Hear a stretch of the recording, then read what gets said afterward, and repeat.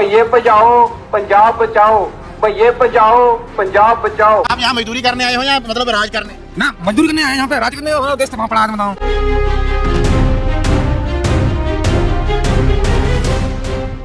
पंजाब की गलियों और खेतों का नजारा पिछले कुछ हफ्तों से बदला बदला सा है। जिन हाथों ने हरियाली बोई, ईंटें ढोई और उद्योगों की मशीनों को जिंदा रखा, वे अचानक गायब नजर आने लगे हैं। रेलवे स्टेशनों पर लंबी कतारें, बस अड्डों पर भारी भीड़ और गांव कस्बों में सुनाई देती अफवाहें सब एक ही ओर इशारा कर रही हैं। बिहारी मजदूर पंजाब छोड़ रहे हैं। लेकिन क्या वाकई पंजाब खाली हो रहा है या यह केवल डर और प्रचार का असर है? सवाल यही है जिसने पूरे राज्य में सन्नाटा और सस्पेंस दोनों फैला दिए हैं। एक तरफ किसान कहते हैं कि कटाई बुवाई रुक जाएगी, दूसरी ओर निर्माण उद्योग चिंता में है कि मजदूरों की कमी से प्रोजेक्ट ठप न हो जाए। वहीं राजनीतिक बयानबाजी और मीडिया रिपोर्ट्स इस संकट को और गहराती हुई नजर आ रही है। पंजाब और बिहार के बीच रिश्तों की ये खाई अचानक कैसे इतनी गहरी हो गई? क्या यह केवल एक घटना की गूंज है या इसके पीछे लंबे समय से सुलगती असुरक्षा और असंतोष है? जवाब ढूंढना आसान नहीं है, लेकिन इतना तय है कि पंजाब का सामाजिक और आर्थिक संतुलन इस सवाल से हिल चुका है। क्या वाकई पंजाब मजदूरों के बिना खाली हो रहा है? जानेंगे सब कुछ आज की इस वीडियो में, तो बने रहिए हमारे साथ इस वीडियो के आखिर तक।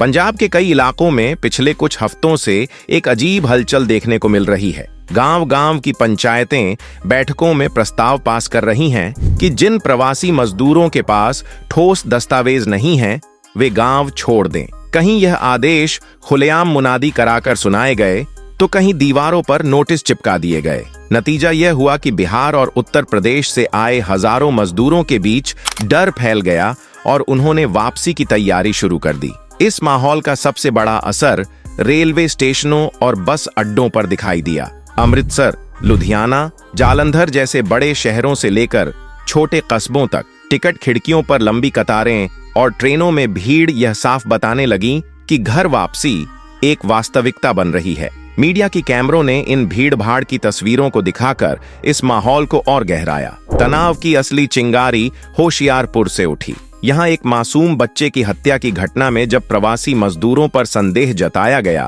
तो स्थानीय स्तर पर गुस्सा भड़क गया। कई जगह लोगों ने यह मांग कर दी कि बाहर से आए मजदूरों पर सख्ती होनी चाहिए। इसी एक घटना ने प्रवासी समुदाय के लिए भय और असुरक्षा का नया सिलसिला खड़ा कर दिया। मीडिया कवरेज ने इस पूरे घटनाक्रम को और तूल दिया। कुछ चैनलों ने इसे प्रवासी बनाम स्थानीय की लड़ाई के रूप में दिखाया, तो सोशल मीडिया पर अफवाहों और भड़काऊ पोस्टों ने आग में घी का काम किया। परिणाम यह हुआ कि एक सीमित घटना पूरे राज्य की फिजा को प्रभावित करने लगी। प्रवासी मजदूरों के पलायन की यह लहर अचानक नहीं उठी। इसके पीछे कई स्तरों पर कारण काम कर रहे हैं। होशियारपुर जैसी घटनाओं के बाद प्रवासी मजदूरों को शक की नजर से देखा जाने लगा। किसी अपराध को पूरे समुदाय से जोड़ने की वजह से उनका डर और असुरक्षा बढ़ गई। कई मजदूर कहते हैं कि वे अब कानून के घेरे में नहीं, बल्कि भीड़ के शक के घेरे में फंसे हैं। गांव पंचायतों ने बिना दस्तावेज वाले प्रवासियों को बाहर निकालने जैसे प्रस्ताव पास किए, जिससे उन पर सामाजिक दबाव और बढ़ा। स्थानीय राजनीति ने भी इसे हवा दी। कहीं वोट बैंक तो कहीं ग्रामीण असुरक्षा को भुनाने की कोशिश की गई। साथ ही आर्थिक बोझ भी जुड़ गया। मजदूरी पहले जैसी नहीं, रहन सहन महंगा और अब माहौल असुरक्षित। ऐसे में बहुत से मजदूरों ने खुद को अनचाहा मेहमान समझना शुरू कर दिया। खासकर खेती में, जहां धान की रोपाई और कटाई के लिए उन्हीं पर निर्भरता सबसे ज्यादा है, इस बार अफवाहों और दबावों ने हालात बदल दिए। कई मजदूरों ने सोचा, अगर देर से गांव लौटे तो वहां भी काम छूट जाएगा। इसी मनोवैज्ञानिक दबाव ने उन्हें पलायन की तरफ धकेल दिया। प्रवासी मजदूरों के पलायन ने पंजाब के अलग अलग हिस्सों में असर दिखाना शुरू कर दिया है। इसका दायरा खेती से लेकर उद्योग, समाज और राजनीति तक फैला हुआ है। धान की रोपाई और कटाई के मौसम में पंजाब की खेती प्रवासी मजदूरों के बिना अधूरी है। खेतिहर किसान बताते हैं कि अगर मजदूर नहीं रहे तो फसल समय पर बोना और काटना मुश्किल होगा। इसका सीधा असर पैदावार पर पड़ेगा। नतीजतन उत्पादन घटेगा और लागत बढ़ेगी, क्योंकि स्थानीय मजदूरों की संख्या सीमित है और उन्हें अधिक मेहनताना देना पड़ रहा है। लुधियाना, अमृतसर और जालंधर जैसे शहरों में छोटे बड़े कारखाने प्रवासी मजदूरों पर टिके हैं। कपड़ा, साइकिल और स्पोर्ट्स गुड्स इंडस्ट्री में अस्किल्ड और सेमी स्किल्ड लेबर की कमी होने लगी है। कई इकाइयों ने शिफ्ट घटानी शुरू कर दी है, जिससे उत्पादन कम हुआ और डिलीवरी टाइम पर असर पड़ा। छोटे उद्योगपति कह रहे हैं कि अगर यह हाल रहा तो उनके कारोबार टिकना मुश्किल हो जाएंगे। खुद प्रवासी मजदूर भी नुकसान में हैं। अचानक लौटने की स्थिति में उन्हें स्थायी आय का स्रोत खोना पड़ रहा है। गांवों में खेती से मिलने वाला काम सीमित है, इसलिए परिवारों के सामने रोजमर्रा की जरूरतें पूरी करने का संकट खड़ा हो गया है। जो पैसा वे पंजाब से कमाकर घर भेजते थे, उससे बच्चों की पढ़ाई और घरेलू खर्च चलता था। अब यह सिलसिला टूटने का डर है। यह संकट पंजाब के सामाजिक संतुलन पर भी असर डाल रहा है। जिन प्रवासी मजदूरों ने दशकों से पंजाब की मिट्टी में पसीना बहाया, उन्हें अचानक शक की निगाह से देखा जाने लगा। यह अविश्वास आगे चलकर आपसी संबंधों और सामुदायिक सौहार्द पर स्थायी चोट कर सकता है। इस घटनाक्रम का असर राजनीति पर भी दिख रहा है। पंचायतें अपने अपने निर्णय लेकर स्थानीय वोटरों को संतुष्ट करना चाह रही हैं। वहीं राज्य सरकार पर दबाव है कि प्रवासी मजदूरों की सुरक्षा सुनिश्चित करे। आने वाले चुनावों में यह मुद्दा स्थानीय अधिकार बनाम बाहरी मजदूर के रूप में उभर सकता है। प्रवासी मजदूरों के पलायन ने पंजाब के उद्योगपतियों और किसानों दोनों को चिंता में डाल दिया है। लुधियाना के औद्योगिक संगठनों ने राज्य सरकार को पत्र लिखकर कहा कि लगभग 18 लाख प्रवासी मजदूर पंजाब की इंडस्ट्री और कृषि के लिए रीढ़ की हड्डी है। उनका कहना है कि अगर पलायन बढ़ा तो उत्पादन ठप हो जाएगा और निर्यात व सप्लाई चेन पर सीधा असर पड़ेगा। सरकार और प्रशासन भी दबाव में है।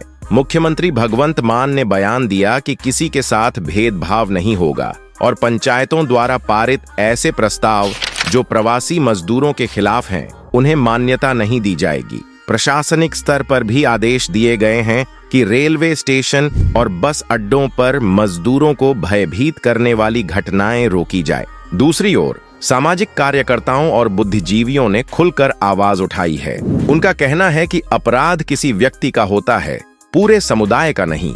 उन्होंने चेताया कि प्रवासी मजदूरों के बिना पंजाब की खेती और उद्योग असंभव हैं, इसलिए उन्हें दुश्मन नहीं, साथी की तरह देखा जाना चाहिए। किसान संगठनों ने भी अपील की कि मजदूरों का सम्मान और सुरक्षा सुनिश्चित की जाए, तभी पंजाब का चक्र चलता रहेगा। सरकार को प्रवासी मजदूरों के लिए पहचान पत्र और निवास प्रमाण पत्र की प्रक्रिया सरल करनी चाहिए।